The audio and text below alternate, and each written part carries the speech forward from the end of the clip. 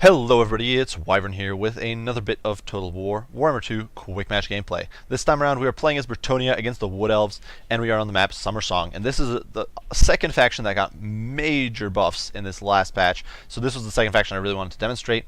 This is just a single cast, but I actually thought this match really showed some of the new changes to Brettonia and how much of an impact they can have in the game.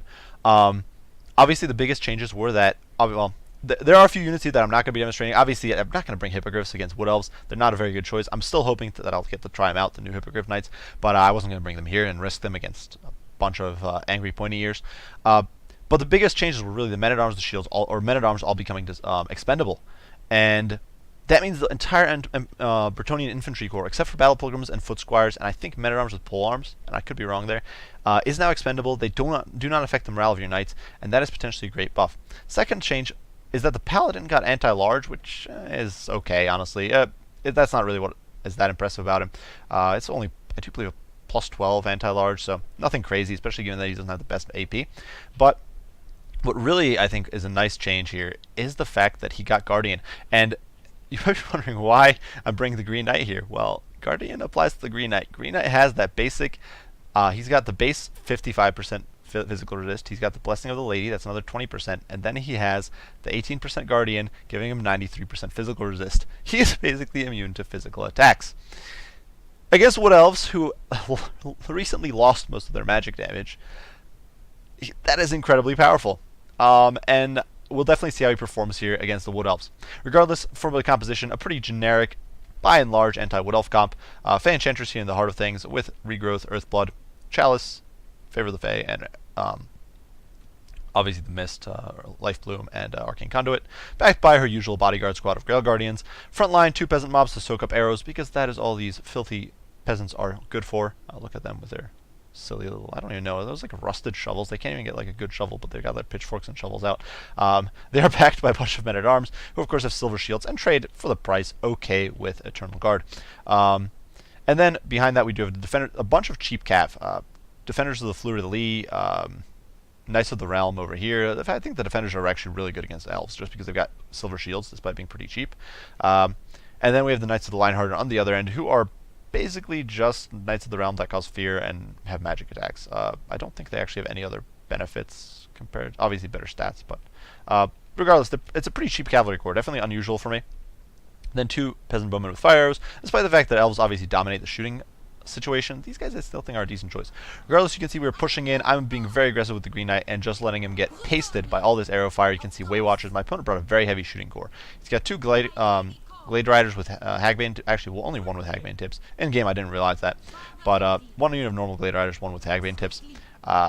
2 units of Way Watchers over here, a 3rd unit of Way Watchers over here, so 3 units of Way Watchers, a single unit of Deepwood Scouts. Probably ran out of cash for more Way Watchers.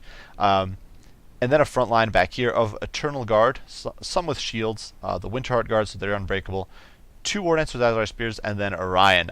No caster, which I think is a little bit of a mistake, but nonetheless, still a very potent build. And no net spell, which I think is another mistake. But nonetheless, Orion is, of course, anti-large now. He's got AP, he's got Cloak of Isha, his bombardments, which are pretty good against Brettonian peasants. And things are definitely pretty good. Over you can see the Way Watchers have already emptied a massive chunk of their ammo into the Green Knight. They've had an absolutely minimal damage to him because he's got 93 melee defense, and he dives into these Way Watchers, shrugging off all that damage, takes like 3 of them down, like a champ, taking one for the team there. You can see kills another filthy elf there, and you can see the Way Watchers having a miserable time. The Paladin gets on top of him, and you can see the Green Knight just plowing through, shrugging off missile fire from a bajillion different units, despite not having any armor. The Bronze Shield, of course, does help, and now the defenders of the Fleur de Lis actually get a nice little charge here. They're going to clobber these Way Watchers and really cause these guys to immediately tear out. So some brutal stuff there from the Brettonians. In the meantime, the peasants are soaking up arrows like champs from the Way Watchers. They've lost about half HP and not about a 3rd of their models, but who cares?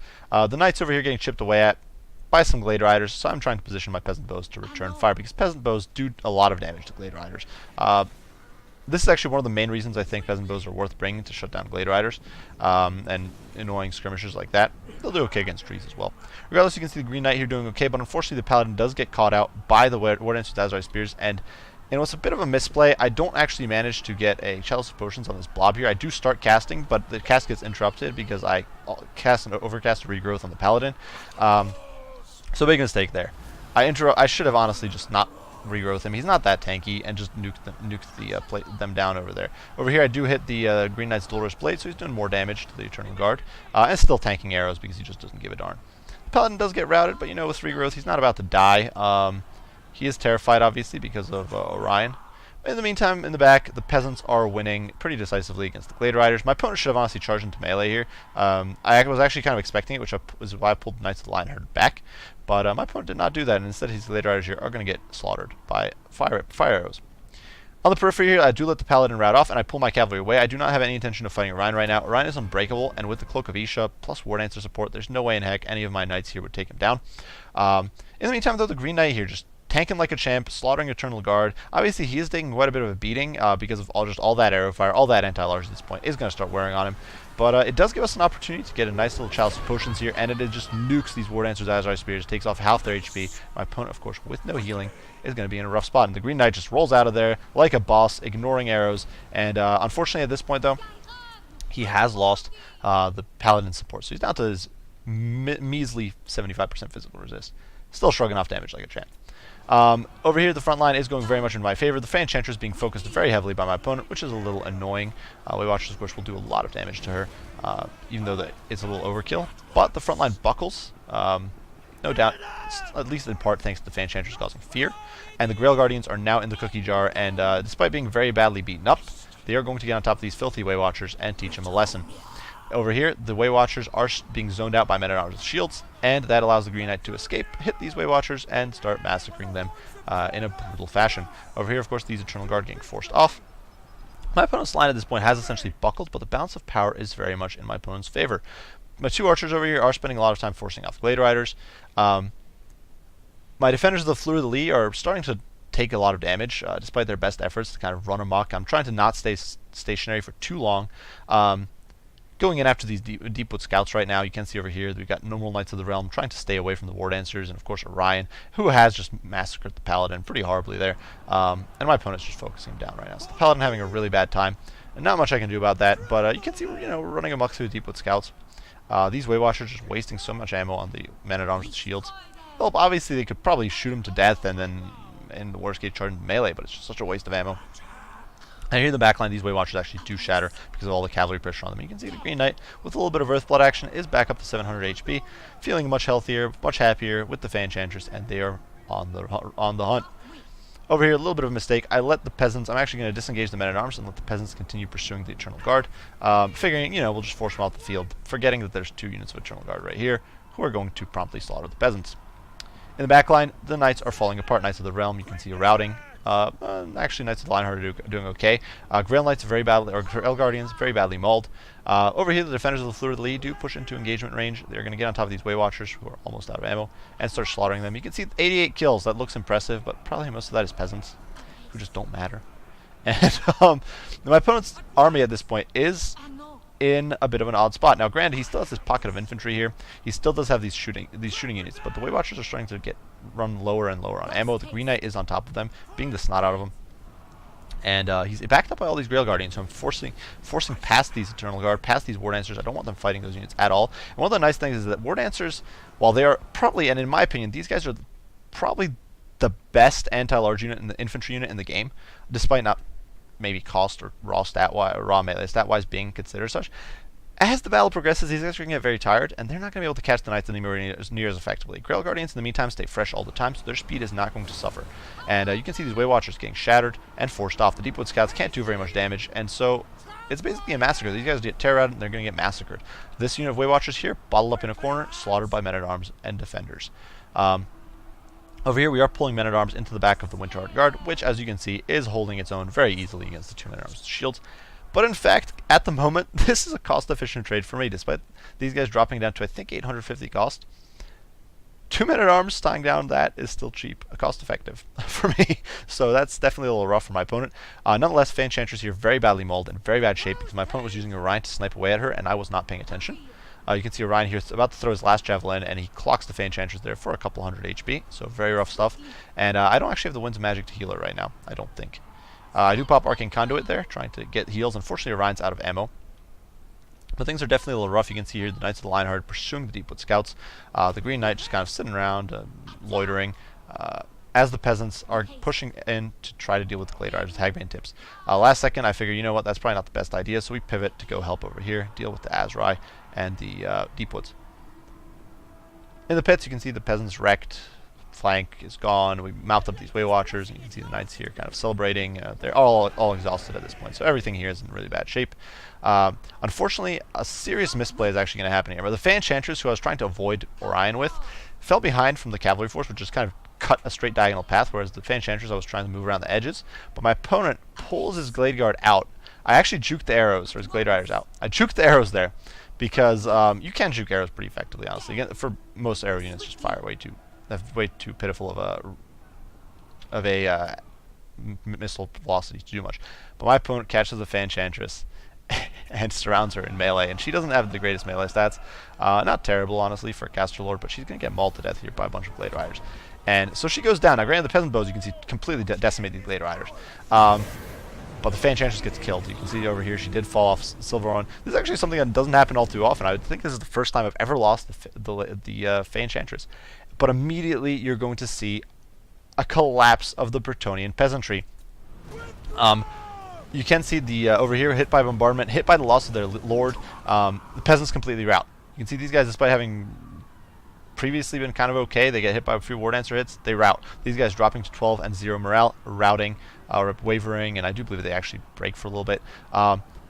Over on the periphery, the knights start wavering because these guys were really low on HP, but you can see the peasants just falling apart on the verge of collapse, and you can see that just things are falling apart very rapidly just because the Fan Enchantress died. But one of the cool things is that the knights don't care. At this point, it's quite likely, and you can see my peasants are actually going to start routing here. They just mass rout. I'm pretty sure it might happen a little bit. You can see the men-at-arms over there are routing. You can see over here the peasants did rout again for no real reason. They're just very bad in leadership. And over here, these peasants are actually not going to, I don't believe they hold out all that long. But you can see they're just routing. And the peasant line is definitely suffering. But the knights, you know, they're holding strong. I actually won. I was wrong there. But there was quite a bit of a rout going on from the peasants, which normally could often, especially when your knights are this mauled, could drag your knights down with them.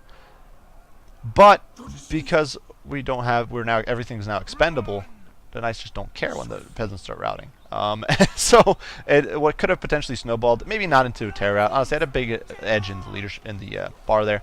But what could have potentially snowballed into a disaster is actually going to end up getting contained, largely because the infantry is so irrelevant. You can see all these guys wavering, falling apart. A few of them routed, ended up rallying.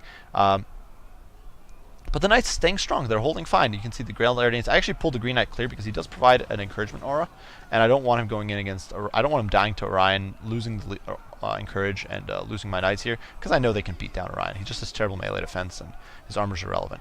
So despite regen and all of that, the Grail Guardians especially can beat the snot out of him over time. And of course, Orion also does get very tired, unlike knights. So regardless, we are firing into him with fire arrows at point blank. Over open sights here. He's not going to last very long at all, just because he has so little armor, and even his missile resistance isn't too hot. So, with everything combined, we're just going to be doing quite a bit of damage. You can see all those arrows pouring in, all the knights being down on him. My opponent is going to GG out in what was a pretty fun game, and definitely got to experience some of the new mechanics and new shenanigans that Brettonia's got going for it. Do I think this is the most competitive build against Wood Elves? Honestly, not really. I mostly wanted to try out the Green Knight and show you guys with the new back. Plus, he got more HP, which I forgot to mention. So actually, and this was something I wasn't even considering, but honestly, it also does show that he had more HP. If he was still on his old HP, he would have been dead by the end of the game. So another thing that I didn't even think about that's helped in this game. Do I think this is the most competitive build? Not at all, because honestly, if you want to overwhelm the Wood Elves, you're probably better off just bringing even more cav and oversaturating them horribly instead of relying on a silly Green Knight. And a Paladin combo.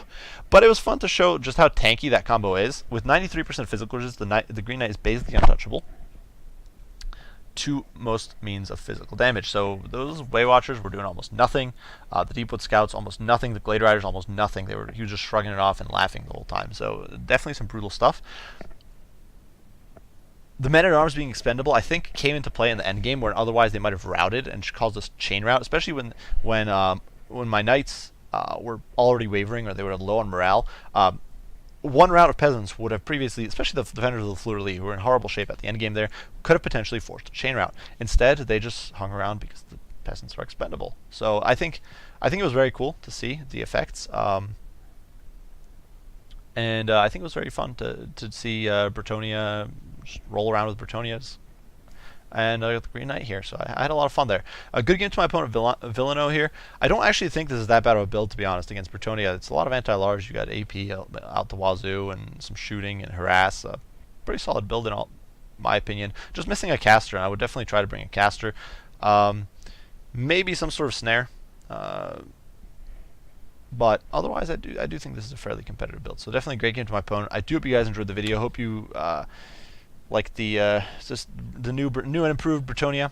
If you have any comments, any criticism, any questions, anything like that, be sure to share them, and I will respond as soon as I can. As usual, guys, I do appreciate you all for watching, and I will see you all in the next one. Wyvern out.